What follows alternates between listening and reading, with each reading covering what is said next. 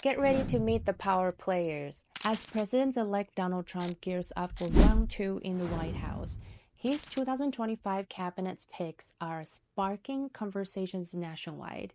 Trump's team is on the field for the next 4 years. From steadfast loyalties to seasoned strategies, Donald Trump is back and his cabinet is making waves.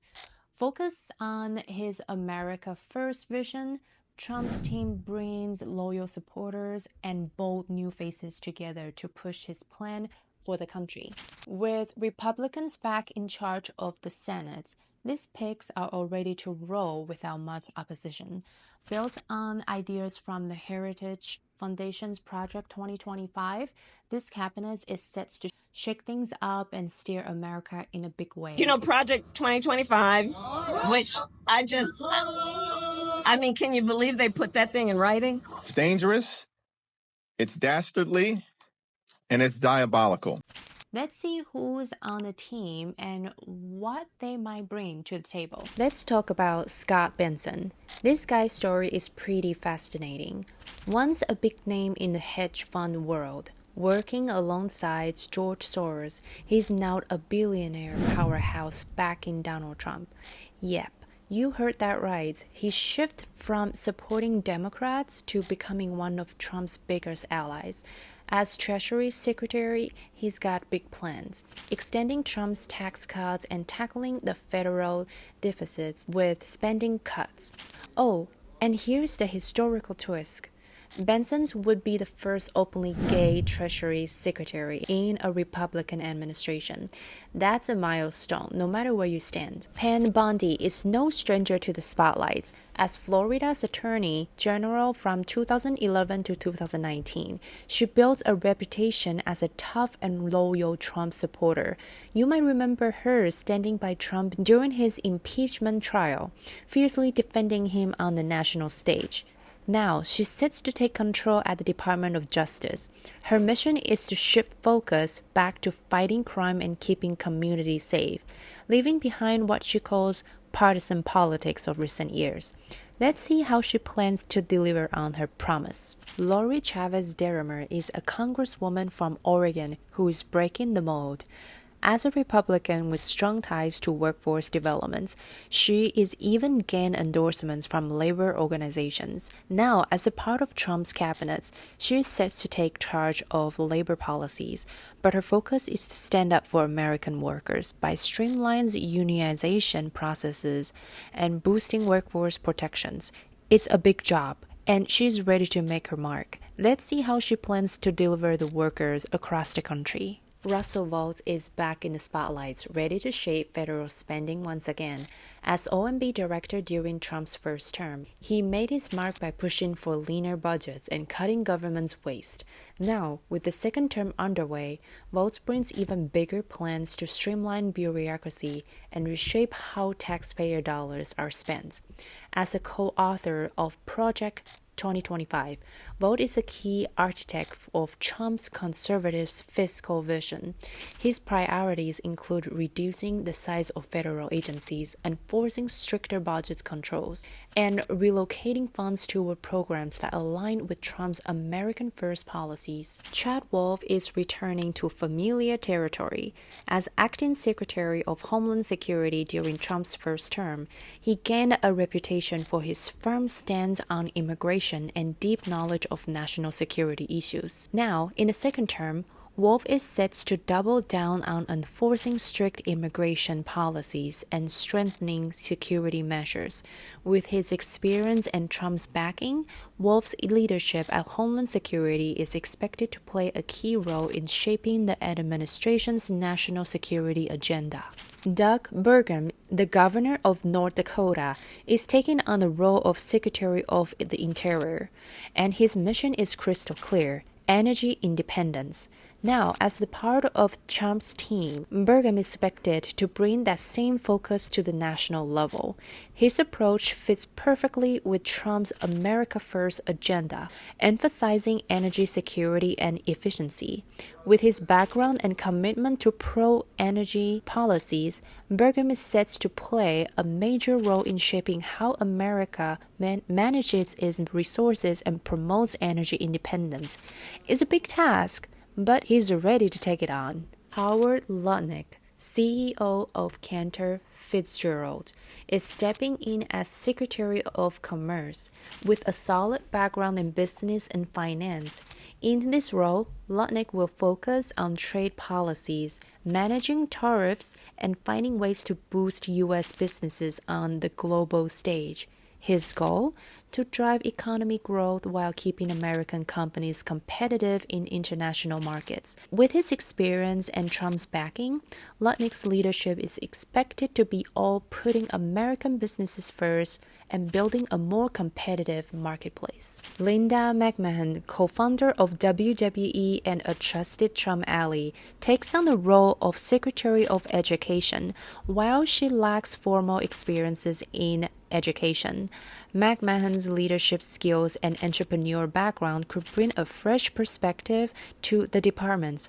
Her appointment signals Trump's commitments to challenging traditional approaches to pursuing innovative solutions in education policy. Dr. Mehmet Oz, a household name in television and medicine, has been nominated to lead the Centers for Medicare and Medicaid Services, known for his public health advocacy and media presence. Oz brings unique communication skills to the role. While his celebrity status has sparked discussions, his medical expertise is expected to guide his efforts in managing healthcare for millions of Americans. Mike Waltz, a former Green Beret and Florida congressman, joins Trump team as national security advisor. Waltz's military service and policy experience equip him to handle key national security challenges. His approach is expected to emphasize a tough stance on global threats, aligning closely with Trump's priorities for a secure and resilient nation. Brandon Carr, a current FCC commissioner, has been tapped to lead the agency as chairman.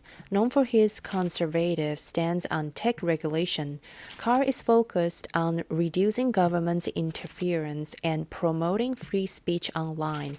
His leadership, shaped by involvements in Project 2025, is set to redefine the FCC roles in rapidly evolving digital landscapes. Dinjun Sauer takes on the role of Solicitor General, tasked with representing the government in Supreme Court cases. Two attorneys were considered. D. John Sauer and Will Sharpe were chosen to be part of Trump's White House, but Sauer is known for his legal expertise and previous work defending Trump in high-profile cases. His leadership is expected to advance conservative legal strategies, aligning with the administration's judicial priorities. Former Congressman Lee Zeldin has been chosen to lead the Environmental Protection Agency. Zeldin's approach balances regulatory rollbacks with maintaining essential environmental standards. His leadership will focus on promoting energy production and aligning environmental policies with Trump's goals for economic growth and energy independence. Elise Stefanik, a prominent Trump supporter, stepped into the role of U.S. ambassador to the United Nations. Known for her strong advocacy of Trump's policies, Stefanik will represent U.S. interests on the international stage. Her appointment underscores Trump's commitments to an America First approach in global diplomacy. Tom Homan, a well-known figure in immigration enforcement, has been appointed as Trump's border Caesar. With decades of experience in law enforcement and a track record as a former acting director of ICE, Homan is recognized for his no-nonsense approach to securing the border and upholding immigration laws. Homan's prominence stems from his firm stance on issues like deportation policies and sanctuary cities, and his vocal advocacy for stronger border control measures. With Homan's expertise and reputation, he is set to play a critical role in one of the administration's most defining issues. Robert F. Kennedy Jr., a figure widely recognized for his controversial views on vaccines, has been tapped by Trump to head the Department of Health and Human Services, HHS. Supporters argue that his unconventional approach could bring fresh perspectives to health policy, while critics, including many public health experts, worried about his ability to effectively manage the nation's healthcare system. His leadership is likely to be polarizing, with many closely watching how he stands on vaccines and health reform shapes the agency's direction. Project 2025 is at the heart of Trump's new cabinet picks. This plan is all about cutting back government agencies, reducing regulations, and giving the president more control over executive functions. Many of Trump's appointees, like Russell Vought, are closely connected to this plan, showing how serious the administration is about to getting things done quickly and sticking to its conservative goals. But it's not all smooth sailing. The team, while loyal to Trump, might face some bumps. Some picks like Pam Bondi and Robert F. Kennedy Jr. could face tough Senate confirmation hearings. And even with big plans to streamline the government, dealing with old systems and resistance could slow things down. Trump's 2025 cabinet is a bold mix of loyalty, experience, and alignment with conservative principles. Guided by Project 2025, this team is set to push major reforms in governance, health, and defense. But with high expectations, some challenges from internal disagreements to Senate hurdles and bureaucratic resistance, how effectively this cabinet navigates these obstacles will define the success of Trump's second term. With Project 2025 as their guide, this team will poised to make significant changes. But the road ahead won't be without its challenges. Stay tuned as we watch how these leaders navigate these complexities of governments and deliver on their promises to the American people. The next 4 years are bound to be impactful. But for that to be always updated, don't forget to subscribe to the channel and share.